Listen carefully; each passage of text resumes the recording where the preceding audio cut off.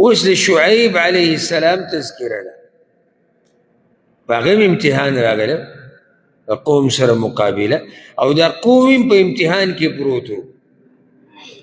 حرام مال ګټل ولې؟ ځکه چې هغوی به په ناب تول کې کمی زیاتې کو، نو په ناب تول کې کمی زیاتې به یې کو، مال به ورته ډېر میلاوېدو. دا هم یو فتنه ده که نه، دا هم امتحان دی چې یو سړی په ناروا لاره روان شي، دنیا ورته ډېره میلاویږي، او چې په نیغه لار روان شي کیدای شي دنیا ورته کمه میلاویږي. دا هم د امتحان یو قسم دی. نو د شعیب علیه السلام په قوم کې ډېر مرضونه، خو لوی مرض پکې دا و چې کمې زیاتې به یې کو په ناب تول کې. وإلى مدين أخاهم شعيبا، او لیږلی و موږ مدین والو ترور داوی شعیب علیه السلام.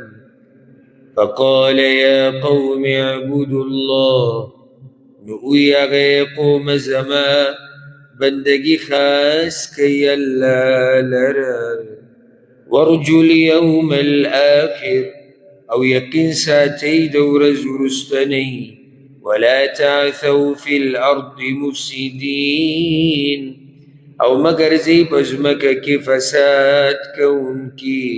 فکذبوا، ناغوی دروغ جن کو دے، فأخذتهم الرجفة، نراونی ولغوی لرزلزلی، فأصبحوا في دارهم جاثمين، نو سحری کو پکورنو کی پڑمخی پراتا. تفصیل مخی تیر شوید. شعیب علیہ السلام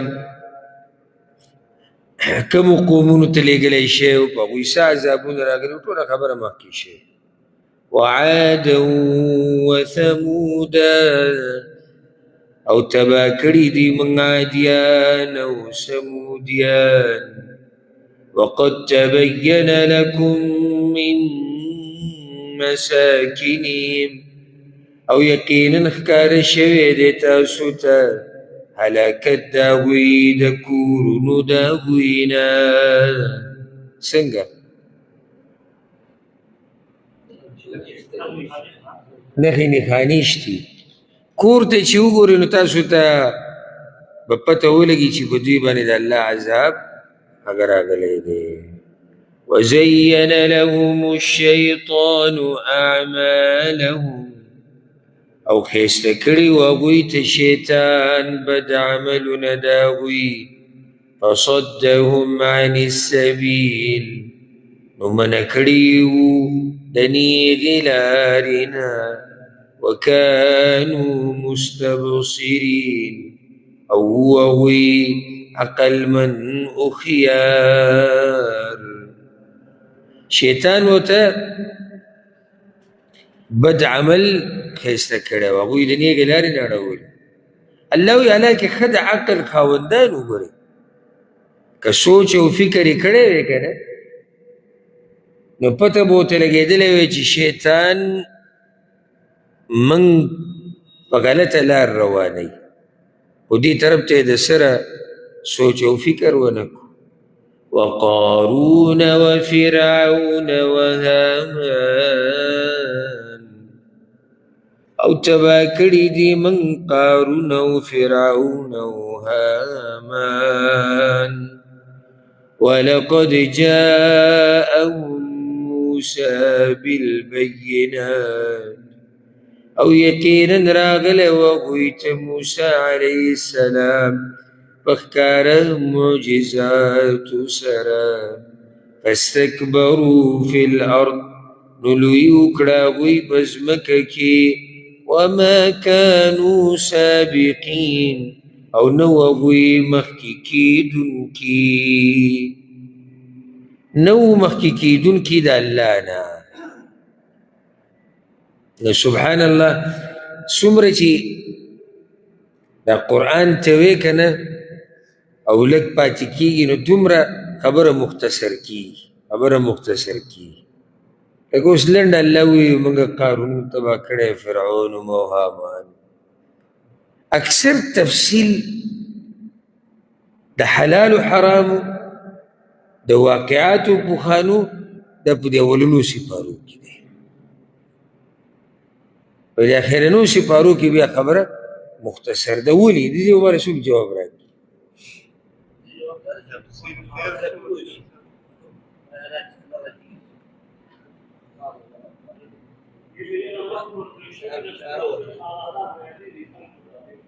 نه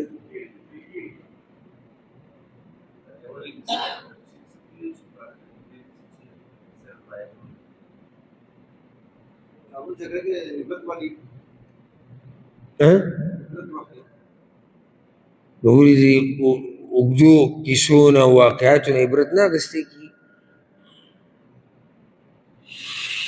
اصل کې ستاسو دې مسلې ته سوچ نشتی چې د آخرني صورتونه چې کم دي دا اکثر مکی دي او په مکه کې خبره د مشرکانو سره روانه ده، نو هغوی سره خبره مختصر پکار ده. اوږدې خبرې ته هغوی غوږ نه ایږدي.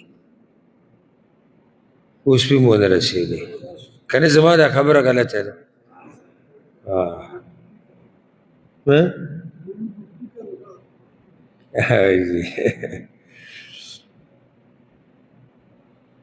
فَكُلًّا أَخَذْنَا بِذَنبِهِ نو هر یو راونیو موږ په ګناه د هغه.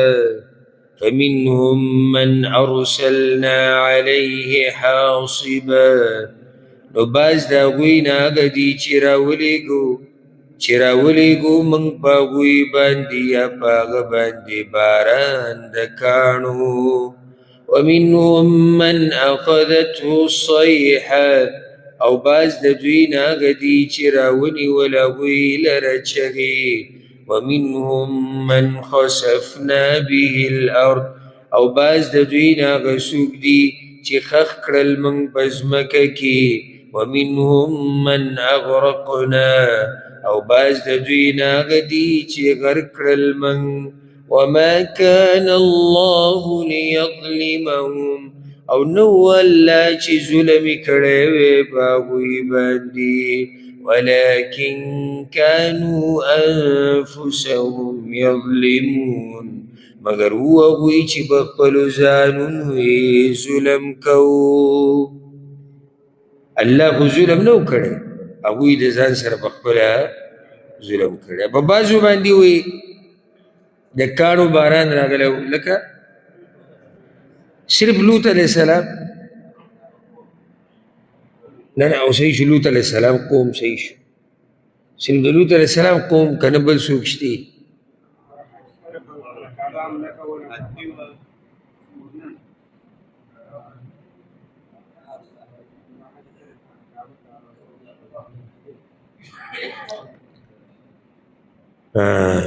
ابرهه کیدی شي پکې دننه بل څوک؟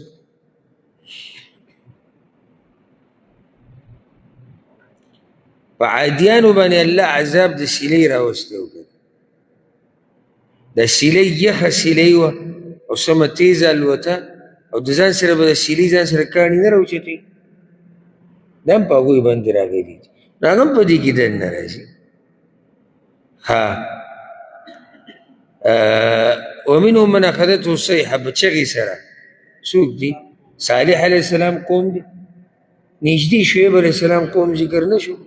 شعیب علیہ السلام.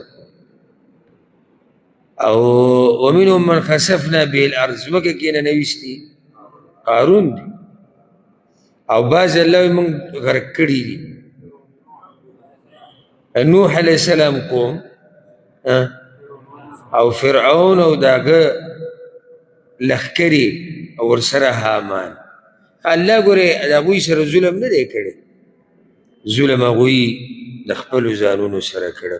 او لوی ظلم هغوی څه کړی چې شرک یې کړی.